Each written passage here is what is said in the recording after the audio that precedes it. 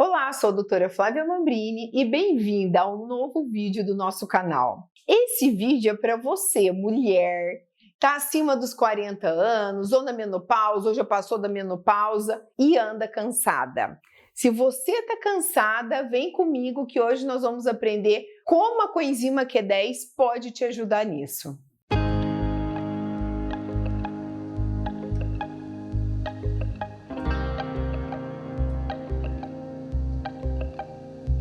Se você anda cansada, esse vídeo é para você. Gente, hoje nós vamos entender um pouco como a coenzima Q10, o que ela é, como é que ela funciona, né? Qual dose que a gente pode usar, quem pode, quem não pode usar. Então vamos entender. Quanto mais combustível ali a gente tem, vamos pensar um pouquinho antes. Imagina que a gente tem nossas células e dentro de cada célula ela tem uma usina de energia. Essas usininhas chamam mitocôndrias. Então, quanto mais combustível essas usinas tiverem, mais energia a gente vai ficar. Então, guarda essa informação. A coenzima Q10 a gente chama muito de CoQ10. É um dos antioxidantes mais fortes que a gente tem. Ela é um nutriente solúvel em gordura, lembra das vitaminas que a gente aprendeu, né?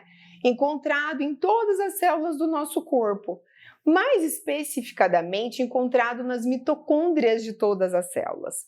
Então, quanto maior o nosso órgão, maior a nossa quantidade de mitocôndrias. Então, a gente tem muita mitocôndria no cérebro, no coração, no fígado, nos rins, né? E nos músculos. Então, os músculos são lotados de mitocôndrias. Vamos pensar, então, nas mitocôndrias, então, igual eu falei, como se fosse ali as nossas baterias.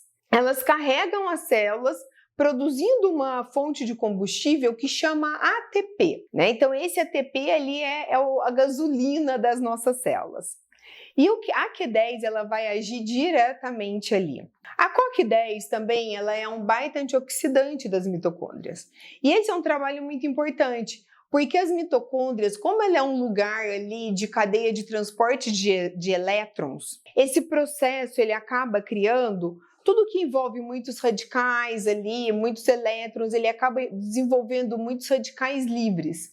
Então a Q10, o que ela faz? Ela limpa, como se ela limpasse essa bagunça desses radicais livres soltos, mas ela também inibe a oxidação do DNA das lipoproteínas dentro das células. Aonde mais a Q10 ela é encontrada? Ela é encontrada nos lisossomos, que são organelas que digerem partes celulares em excesso ou desgastadas, e elas também ajudam a combater excessos de vírus e bactérias invasoras. Então você vê que ela já tem ali muita importância. Ela também tem um papel importante em reduzir a nossa inflamação sistêmica, né, como um todo. E quando a gente fala em mulheres, que a gente está ali trabalhando um pouco mais em transição de menopausa e pós-menopausa, principalmente na transição, né, a gente tem vários benefícios. Tem um estudo muito interessante que ele fala que quando a gente começa pela insuficiência ovariana prematura, o que é isso? Uma menopausa precoce? Mulheres que possuem um fator de risco aumentado para uma menopausa precoce, então a mãe menopausou mais cedo, ou ela teve algum problema, teve um quadro viral maior.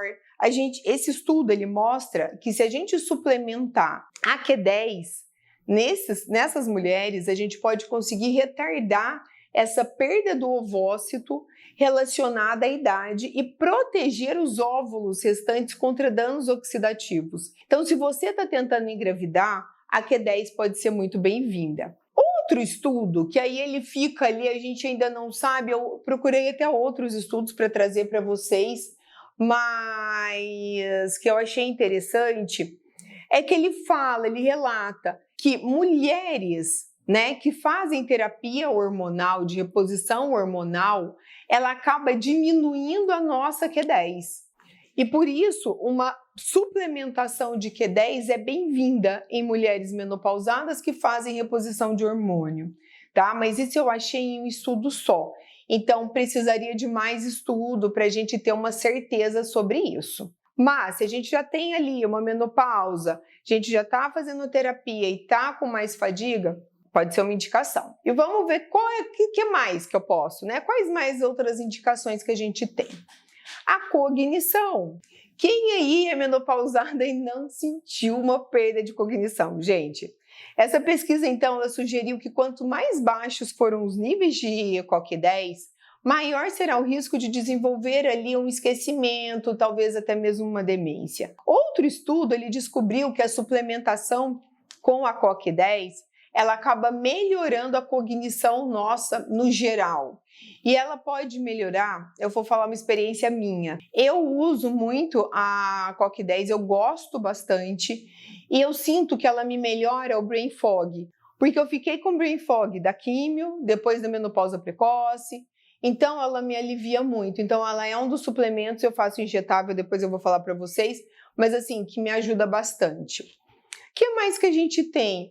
Para quando a gente está com aquela fase mais triste. Quando a gente consegue reduzir esses marcadores inflamatórios e por conta de uma Q10 mais alta, a gente acaba melhorando também o nosso humor. Que para quem mais ela é indicada? Para pessoas que têm muita dor de cabeça. Descobriu que a COQ10 ela acaba reduzindo ali a frequência, a gravidade e até a duração desses ataques. Quando essa enxaqueca ela é relacionada ao estresse oxidativo, tá? Ou a inflamações. Para sono também, né? Então ela ajuda a reduzir a frequência dos despertares durante a noite.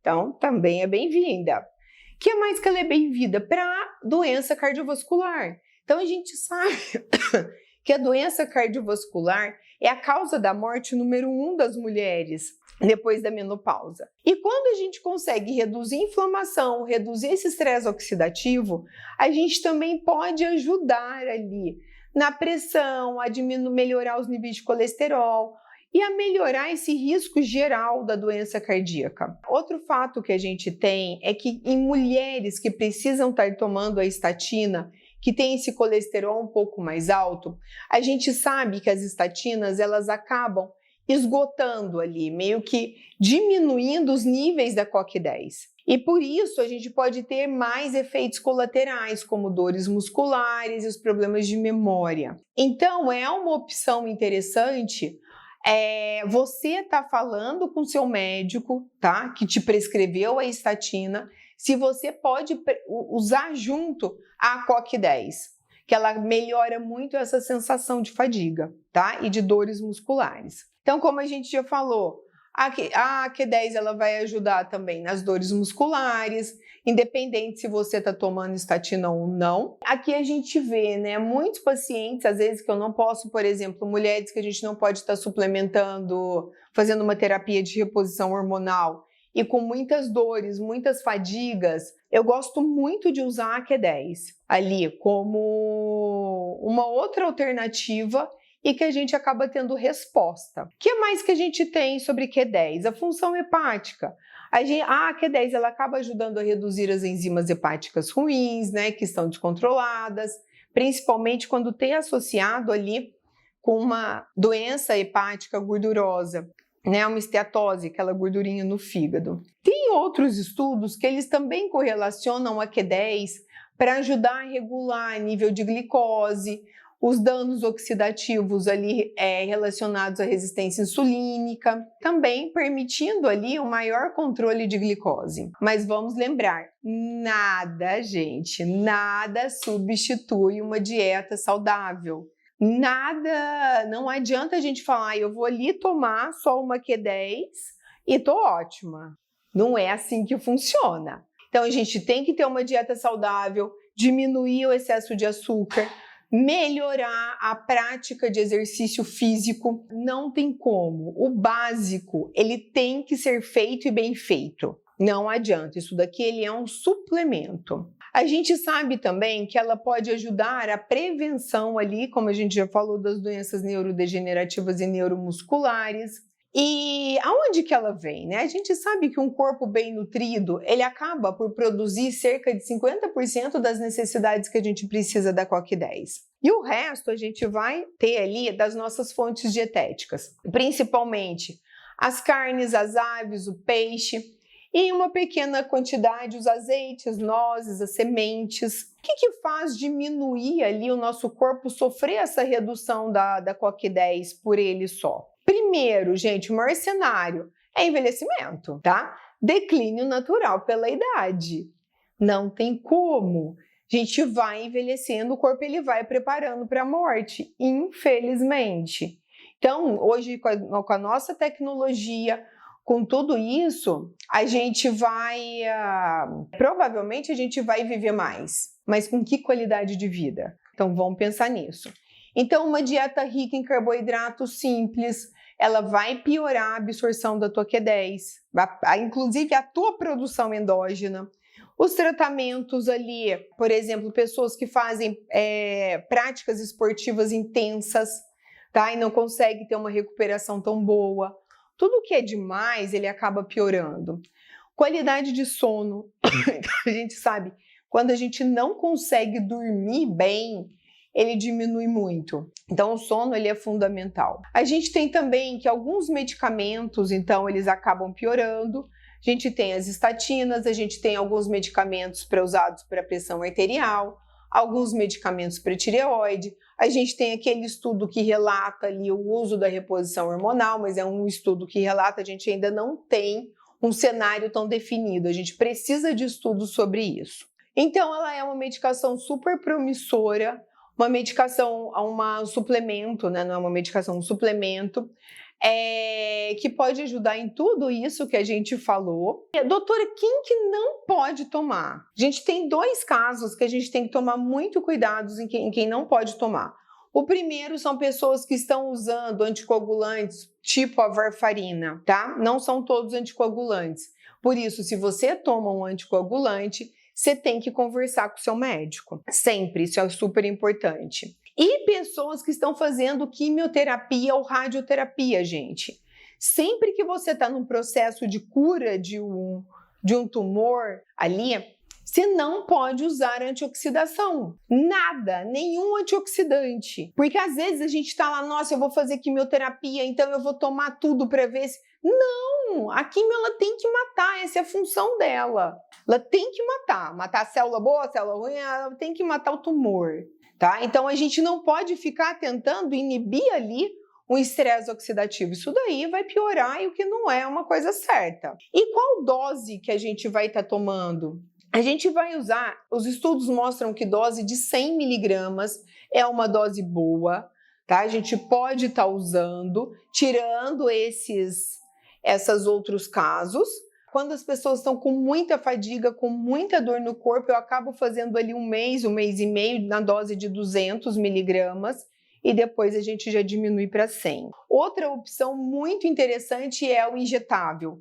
Como ela é lipossolúvel, a injeção intramuscular da coenzima Q10 ela é muito bem-vinda.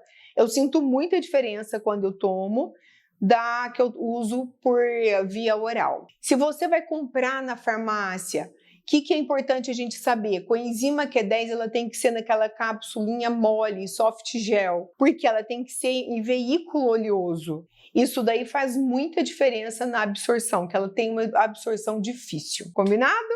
Deu para entender? Então, o que a gente vai fazer? Quem pode, quem não pode? Encaminhe esse vídeo. Se você ainda não é inscrito, se inscreva no canal. Mande recadinhos, perguntas, se você ficou com alguma dúvida. E até o próximo vídeo.